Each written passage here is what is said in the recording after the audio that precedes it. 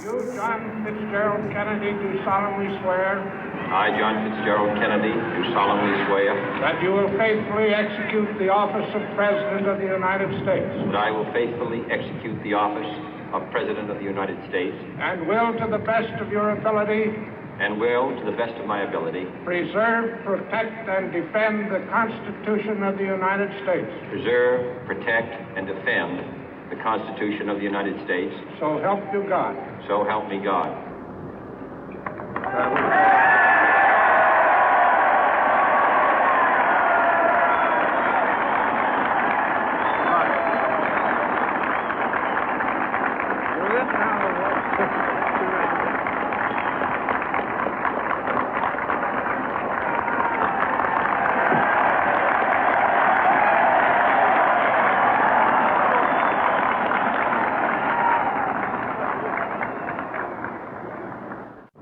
Vice President Johnson, Mr. Speaker, Mr. Chief Justice, President Eisenhower, Vice President Nixon, President Truman, Reverend clergy, fellow citizens.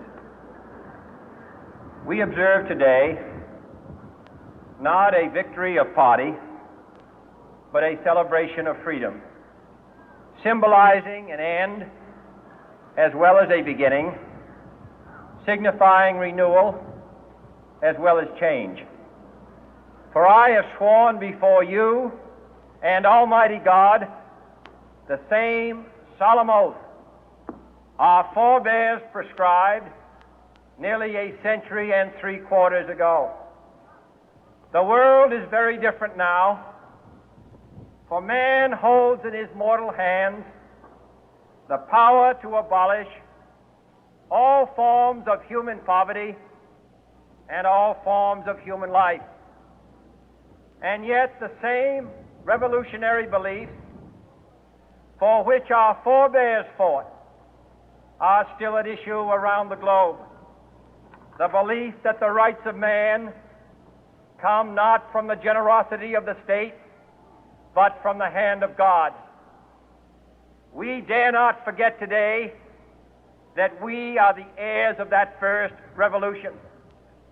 Let the word go forth from this time and place to friend and foe alike that the torch has been passed to a new generation of Americans born in this century, tempered by war, disciplined by a hard and bitter peace, proud of our ancient heritage, and unwilling to witness or permit the slow undoing of those human rights to which this nation has always been committed and to which we are committed today at home and around the world.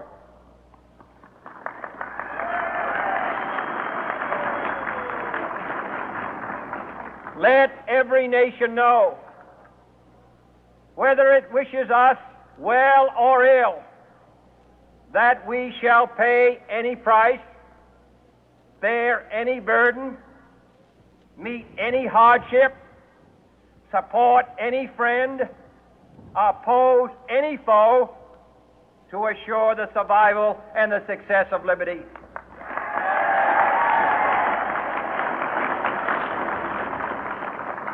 This much we pledge and more. To those old allies whose cultural and spiritual origins we share, we pledge the loyalty of faithful friends. United, there is little we cannot do in a host of cooperative ventures. Divided, there is little we can do, for we dare not meet a powerful challenge at odds and split asunder. To those new states whom we welcome to the ranks of the free, we pledge our word that one form of colonial control shall not have passed away, merely to be replaced by a far more iron tyranny. We shall not always expect to find them supporting our view, but we shall always hope to find them strongly supporting their own freedom, and to remember that in the past, those who foolishly sought power by riding the back of the tiger ended up inside.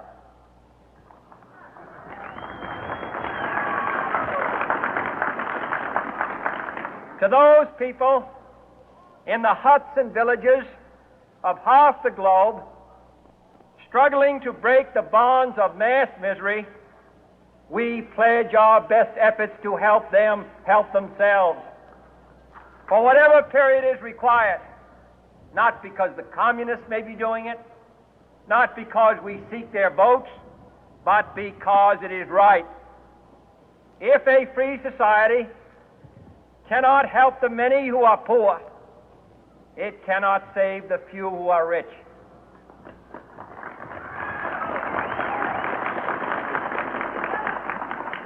To our sister republics south of our border, we offer a special pledge to convert our good words into good deeds, in a new alliance for progress, to assist free men and free governments in casting off the chains of poverty.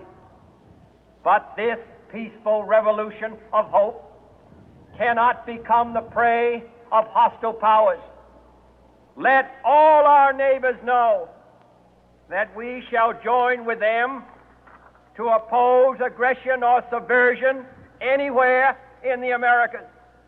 And let every other power know that this hemisphere intends to remain the master of its own house.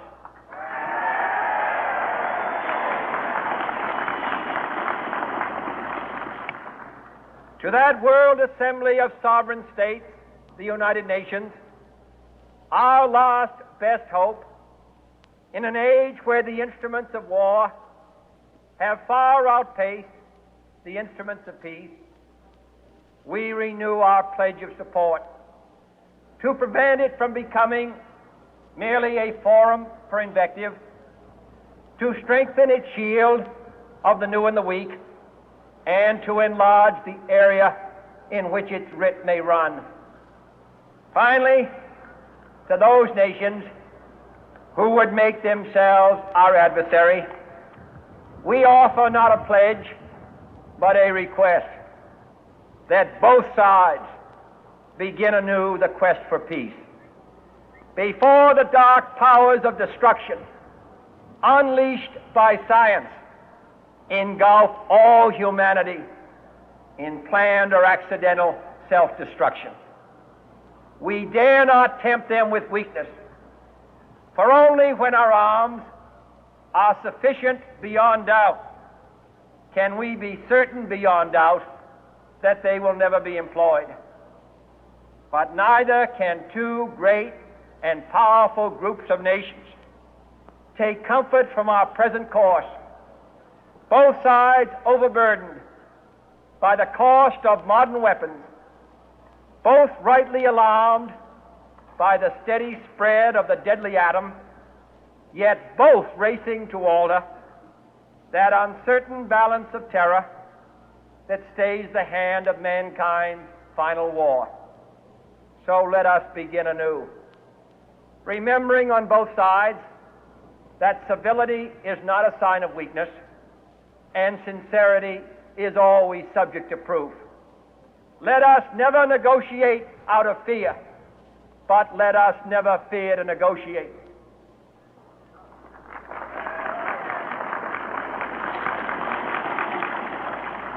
Let both sides explore what problems unite us, instead of belaboring those problems which divide us.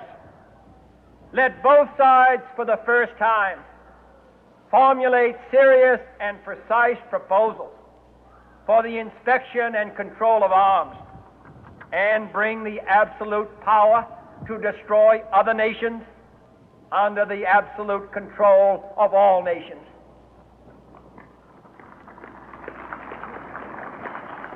Let both sides seek to invoke the wonders of science instead of its terrors. Together, let us explore the stars, conquer the deserts, eradicate disease, tap the ocean depth, and encourage the arts and commerce. Let both sides unite to heed in all corners of the earth the command of Isaiah to undo the heavy burden and let the oppressed go free. And if a beachhead of cooperation may push back the jungle of suspicion, let both sides join in creating a new endeavor, not a new balance of power, but a new world of law, where the strong are just and the weak secure and the peace preserved.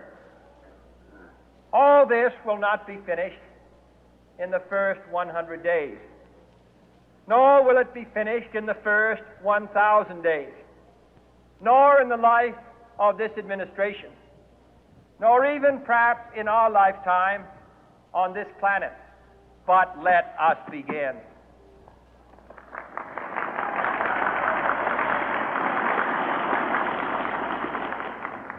In your hands, my fellow citizens, more than mine, will rest the final success or failure of our course.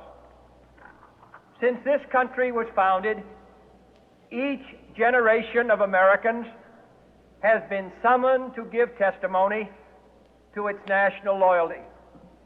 The graves of young Americans who answered the call to service surround the globe. Now the trumpet summons us again, not as a call to bear arms, though arms we need, not as a call to battle, though in battle we are, but a call to bear the burden of a long twilight struggle